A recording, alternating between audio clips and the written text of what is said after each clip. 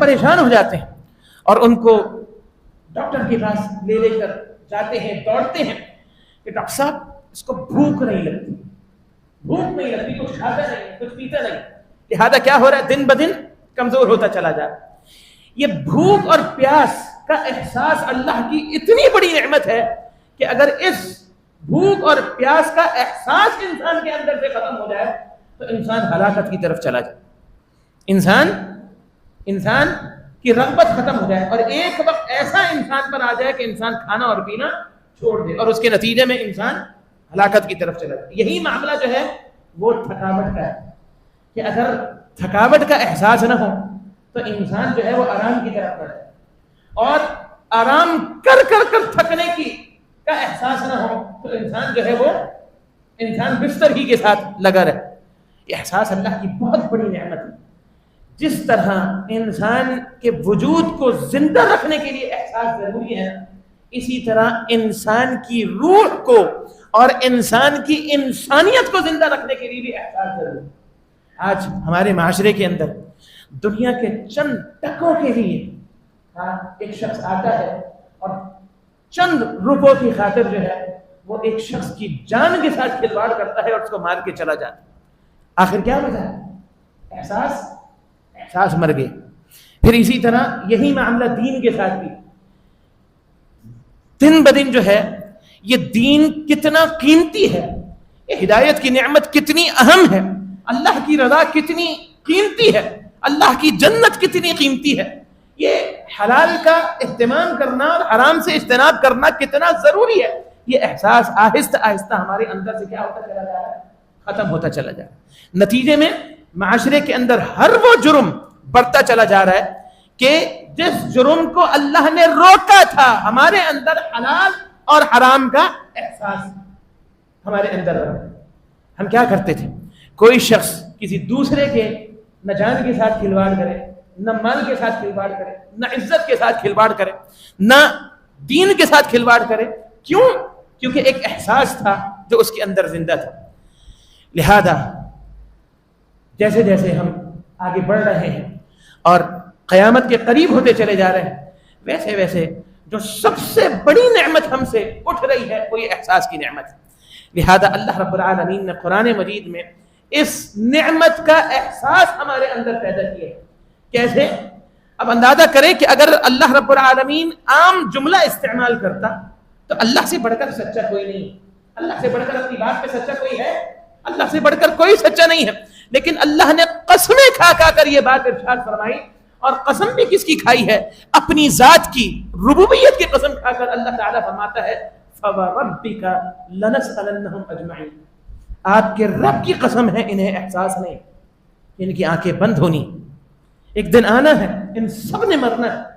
أَلَا يَظُنُّ أُولَئِكَ أَنَّهُمْ مَبْعُوثُونَ، کیا انہیں یقین نہیں ہے کہ یہ دوبارہ اٹھائے جائیں گے؟ ایک دن آنا ہے، انہوں نے اللہ کے سامنے کھڑا ہونا ہے، اللہ نے پوچھنا ہے، انہوں نے جواب دینا ہے۔ لَنَسْأَلَنَّهُمْ أَجْمَعِينَ، اللہ کی قسم ہم ان سب سے ضرور پوچھیں گے۔ اور کیا فرمایا؟ بولا تُسْأَلُنَّ يَوْمَئِذٍ عَنِ النَّعِيمِ، تم سے ایک ایک نعمت کے بارے میں ضرور بضرور پوچھا جائے گا۔ اور کیا فرمایا؟ فَلَنَسْأَلَنَّ الَّذِينَ أُرْسِلَ إِلَيْهِمْ وَلَنَسْأَلَنَّ الْمُرْسَلِينَ، اللہ تعالیٰ فرماتا ہے کہ ہم ضرور بضرور ان سے بھی پوچھیں گے جن کی طرف ہم نے رسولوں کو بھیجا تھا، اور ہم تو رسولوں سے بھی پوچھیں گے۔ تو یہ جو احساس ہے نا، جب کبھی طبیعت کے اندر سستی پیدا ہو، جب کبھی اللہ کے حق کے اندر جو ہے وہ سستی پیدا ہو ہماری طبیعت میں کہ ہم اللہ کا حق ادا کرنے میں ہمارے اندر سستی آ جائے، جب کبھی بندوں کا حق ادا کرنے میں طبیعت میں سستی آ جائے، تو یہ احساس کر لیں کہ آنکھیں بند ہو، یہ احساس کر لیں کہ آنکھیں بند ہو۔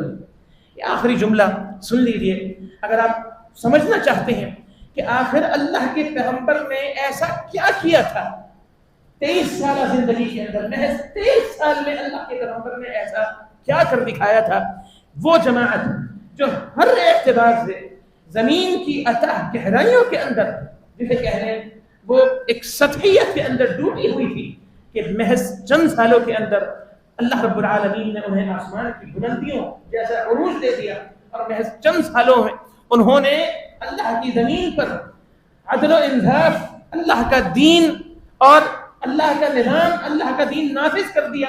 آخر اللہ کے پیغمبر نے کیا کیا تھا، یا پھر اللہ کے پیغمبر کی پوری زندگی کا خلاصہ کیا تھا؟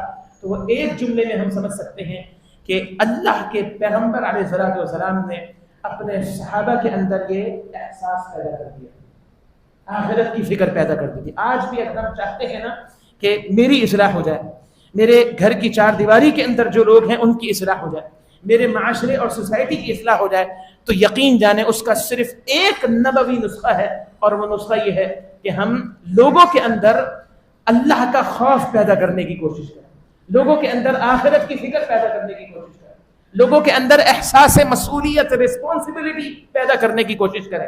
یہ احساس ہم اپنے اندر پیدا کر لیں کہ کوئی بھی غلط قدم اٹھانے سے پہلے ہمارے اندر ہمارا ضمیر ہمیں روکے، اور اگر کوئی ایسا قدم اٹھ جائے تو اس کے بعد جو ہے وہ ہمیں ملامت کرے، اور اس وقت تک ہمیں جینے نہ دے جب تک کہ ہم اپنی اصلاح جو ہے وہ نہ کر لیں، کیونکہ آنکھیں بند ہونی.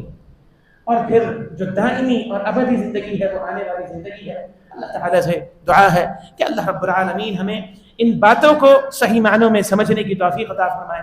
یہ جو آخری لمحات باقی رہ گئے ہیں، اللہ تو نے ہمیں رمضان کا مہینہ عطا فرمایا، اللہ تو نے ہمیں آخری عشرہ بھی عطا فرما دیا، اللہ تو نے ہمیں طاق راتیں بھی عطا فرما دی.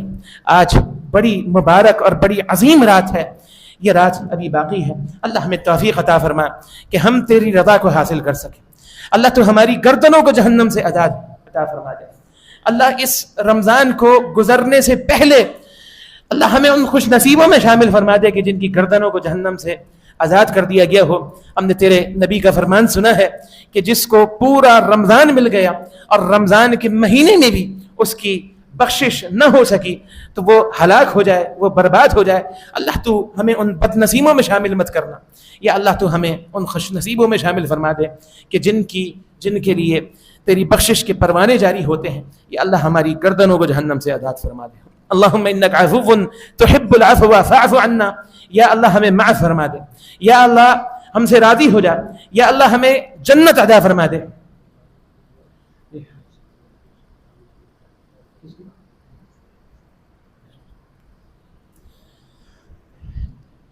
دعا کریں، یہ دعا کا موقع بھی ہے، دعا کی رات بھی ہے. اللہ تعالیٰ سے دعا کریں کہ اللہ رب العالمین ہماری مغفرت فرمائے. الحمدللہ رب العالمین الرحمن الرحیم مالک یوم الدین ایاک نعبد وایاک نستعین اهدنا الصراط المستقیم صراط الذین انعمت علیہم غیر المغضوب علیہم ولا الضالین آمین. اللهم إنا نشهدك ونشهد حملة عرشك وملائكتك وجميع خلقك بأنك أنت الله وحدك لا شريك لك، ونشهد بأن محمدا عبدك ورسولك. اللهم صل على محمد وعلى آل محمد كما صليت على إبراهيم وعلى آل إبراهيم إنك حميد مجيد. اللهم بارك على محمد وعلى آل محمد كما باركت على إبراهيم وعلى آل إبراهيم إنك حميد مجيد. یا اللہ ہم سب کے گناہوں کو معاف فرما دے، اللہ ہم سب کے گناہوں کو معاف فرما دے. یا اللہ ہم سے راضی ہو جا، یا اللہ ہم سے راضی ہو جا. یا اللہ ہمارے ساتھ رحمت کا اور عافیت کا معاملہ فرما. یا اللہ درگزر کا معاملہ فرما. یا اللہ بڑا ہی بے حسی کا دور ہے، یا اللہ بے حسی انتہا کو پہنچ گئی ہے. یا اللہ ہمیں احساس کی نعمت عطا فرما. یا اللہ ہمیں احساس کی نعمت عطا فرما دے، وہ احساس جو ہمیں تجھ سے قریب کر سکے اور ہر اس بات اور عمل سے قریب کر سکے کہ جس سے تیری رضا حاصل ہو سکے، اور ہر اس بات اور عمل سے اللہ ہمیں دور کر سکے کہ جس سے تیری ناراضگی حاصل ہو. یا اللہ رحمت کا عافیت کا معاملہ فرما. ہماری گردنوں کو جہنم سے آزاد فرما دے، ہمارے والدین کی گردنوں کو جہنم سے آزاد فرما دے، ہمارے اساتذہ مشائخ کی گردنوں کو جہنم سے آزاد فرما دے. تمام مسلمانوں کی مغفرت فرما. اللہم انک عفو تحب العفو فاعف عنا. یا اللہ تو عفو ہے، گناہوں کو مٹانے والا ہے. یا اللہ گناہوں کو ختم کر دینے والا ہے. یا اللہ ہم تجھے تیرے عفو ہونے کا واسطہ دیتے ہیں. یا اللہ تو درگزر کرنے کو پسند فرماتا ہے، ہمارے ساتھ درگزر کا معاملہ فرما. یا اللہ ہمارے ساتھ درگزر کا معاملہ فرما. یا اللہ ہمارے ساتھ درگزر کا معاملہ فرما. اللہ راضی ہو جا، اللہ راضی ہو جا. یا اللہ تیرے نبی کا فرمان ہے جو تجھ سے 3 مرتبہ جنت کا سوال کرے تو جنت بھی تجھ سے کہتی ہے کہ اللہ تو اسے مجھ میں داخل فرما دے، اور جو تجھ سے 3 مرتبہ جہنم سے پناہ طلب کرے تو جہنم بھی تجھ سے کہتی ہے کہ اللہ تو اسے مجھ سے پناہ دے دے۔ اللہ ہم تجھ سے تیری جنت کا سوال کرتے ہیں، اللہ ہم تجھ سے تیری جنت کا سوال کرتے ہیں، اللہ ہم تجھ سے تیری جنت کا سوال کرتے ہیں، یا اللہ ہم تجھ سے تیری جہنم سے پناہ مانگتے ہیں، یا اللہ ہم تیری جہنم سے تیری پناہ مانگتے ہیں، یا اللہ ہم تیری جہنم سے تیری پناہ مانگتے ہیں۔ یا اللہ ہماری دنیا بھی اچھی کر دے، ہماری آخرت بھی اچھی کر دے۔ یا اللہ جو بیمار ہیں ان کو صحت کاملہ عاجلہ عطا فرما، یا اللہ ہم کو شفاء کاملہ عاجلہ عطا فرما۔ بچوں میں سے، جوانوں میں سے، بوڑھوں میں سے بہت سے لوگوں نے دعاؤں کی درخواستیں کی ہیں، وہ کرتے رہتے ہیں۔ یا اللہ تمام بیماروں کے ساتھ رحمت کا اور عافیت کا معاملہ فرما۔ یا اللہ تو نے ہمیں بڑی ترغیب دلائی ہے، عافیت کی اہمیت دلائی ہے۔ یا اللہ عافیت بہت بڑی نعمت ہے، یا اللہ ہمیں عافیت عطا فرما۔ یا اللہ ہم تجھ سے تیری عافیت کا سوال کرتے ہیں، دنیا کے اندر بھی اور آخرت کے اندر بھی، صحت کے اعتبار سے بھی، مال کے اعتبار سے بھی، کاروبار کے اعتبار سے بھی۔ یا اللہ ہر اعتبار سے، اپنے اعتبار سے، اپنے بیوی بچوں گھر والوں کے اعتبار سے، یا اللہ تجھ سے تیری عافیت کا سوال کرتے ہیں، ہمارے ساتھ عافیت کا معاملہ فرما۔ رب اغفر ورحم وانت خیر الراحمین۔ ہمارے ایک ساتھی یاسر جو جامعہ اسلامیہ مدینہ منورہ میں موجود ہیں، یا اللہ انہیں ان کے امتحانوں میں کامیابی عطا فرما۔ یا اللہ جو بھی ہمارے بچے بچیاں دنیا کے کسی بھی جائز مرحلے کے امتحان کے اندر موجود ہیں، یا اللہ انہیں امتحانوں کے اندر جو ہے وہ کامیابی عطا فرما۔ یا اللہ ہمارے دنیا کے امتحان میں بھی ہمیں کامیاب فرما دے، آخرت کے امتحان میں بھی ہمیں کامیاب فرما دے۔ یا اللہ یہ جو چھوٹی موٹی اور ٹوٹی پھوٹی عبادتیں ہیں، یا اللہ ہم بڑے ناقص ہیں، یا اللہ ہر چیز کو جو ہے وہ ناقص طریقے سے انجام دیتے ہیں۔ یا اللہ تیری رحمت کا تجھے واسطہ ہے، ہم تجھے تیری رحمت کا واسطہ دیتے ہیں، تجھ سے بڑی محبت کرتے ہیں، تیرے نبی سے بڑی محبت کرتے ہیں۔ اللہ ہم تجھے اپنی اس محبت کا واسطہ دیتے ہیں جو ہمیں تجھ سے ہے، تیرے نبی سے ہے، تیرے دین سے ہے۔ ہمارے ساتھ رحمت کا معاملہ فرما، اللہ ہمارے ساتھ رحمت کا معاملہ فرما۔ لیلۃ القدر ہمیں عطا فرما دے، اللہ لیلۃ القدر ہمیں عطا فرما دے۔ یا اللہ جو لیلۃ القدر سے محروم کر دیا گیا وہ محروم ہے، اللہ ہمیں لیلۃ القدر سے محروم مت کرنا۔ یا اللہ لیلۃ القدر ہمیں، ہمارے بچوں کو، ہماری بیویوں کو، یا اللہ ہمارے مردوں کو، ہماری عورتوں کو، ہمارے والدین کو، یا اللہ ہم سب کو لیلۃ القدر عطا فرما دے۔ آنے والی زندگی یا اللہ تیرے دین کے مطابق گزارنے کی توفیق عطا فرما۔ یا اللہ اس ادارے کو یا اللہ دن دگنی رات چگنی ترقی عطا فرما۔ اس مسجد کو اور مسجد سے متصل ہمارے ادارے، میرے مادر علمی جامعۃ الاحسان الاسلامیہ کو یا اللہ دن دگنی رات چگنی ترقی عطا فرما۔ یا اللہ تو حامی و ناصر ہو، یا اللہ بڑے کٹن مراحل سے گزر رہا ہے، یا اللہ تو اسباب اور وسائل جو ہے وہ مہیا فرما دے۔ یا اللہ دینی اداروں کے ساتھ جو کھڑے ہیں یا اللہ ان کی دنیا بھی اچھی کر دے اور آخرت بھی اچھی کر دے۔ یا اللہ تو اپنے راستے کے اندر دل کھول کر خرچ کرنے کی توفیق عطا فرما اور اسے قبول فرما لے۔ یا اللہ موجودہ دور کے اندر یہ مساجد جن سے تجھے بڑی محبت ہے، یہ دینی ادارے یا اللہ یہ تیرے دین کا قلعہ ہے، یہاں سے یا اللہ تیرے دین کے حفاظت کرنے والوں کو تیار کیا جاتا ہے، یا اللہ ان کی حفاظت فرما، یا اللہ ان کی حفاظت فرما، یا اللہ ان کی حفاظت فرما، یا اللہ ان کو باقی رکھ، یا اللہ ان کو قیامت تک باقی رکھ۔ یا اللہ یہاں سے نکلنے والے جو طلباء اور علماء ہیں ان کو امت کے لیے باعث خیر بنا دے، یا اللہ باعث حکمت بنا دے، ان کی دعوتوں میں حکمت عطا فرما دے۔ یا اللہ صحیح معنوں میں ہمارا تعلق قرآن اور حدیث کے ساتھ پیدا فرما دے۔ یا اللہ خاتمہ بالخیر فرما، اللہ خاتمہ بالخیر فرما، اللہ خاتمہ بالخیر فرما۔ اعمال کا دار و مدار خاتمے پر ہے، یا اللہ اس حال میں ہم اس دنیا سے رخصت ہوں اور تجھ سے ملیں کہ ہماری زبان پر لا الہ الا اللہ محمد الرسول اللہ صلی اللہ علیہ وسلم جاری ہو، کہ تیرے نبی کا فرمان ہے کہ جس کا آخری کلام لا الہ الا اللہ محمد الرسول اللہ ہوا وہ جنت میں داخل ہوگا۔ یا اللہ ہم تجھ سے اس کا سوال کرتے ہیں، یا اللہ جب تک زندہ رکھ، ایمان پر زندہ رکھ، جو عقیدہ توحید کی حالت میں رخصت ہو گئے ہیں ان کی قبروں کو منور فرما۔ یا اللہ ہمیں بھی جب تک زندہ رکھ، ایمان پر اسلام پر زندہ رکھ، اور جب ہمارا خاتمہ ہو اسلام پر ایمان پر ہمارا خاتمہ فرما۔ ربنا آتنا فی الدنیا حسنہ وفی الآخرۃ حسنہ وقنا عذاب النار رب اغفر وارحم وانت خیر الراحمین رب ارحمهما كما ربياني صغيرا ربنا هب لنا من ازواجنا وذرياتنا قرة اعين واجعلنا للمتقين اماما ربنا تقبل منا انك انت السميع العليم وتب علينا انك انت التواب الرحيم والحمد لله رب العالمين وصلى الله وسلم وبارك على نبينا محمد وعلى آله وصحبه أجمعين برحمتك يا أرحم الراحمين۔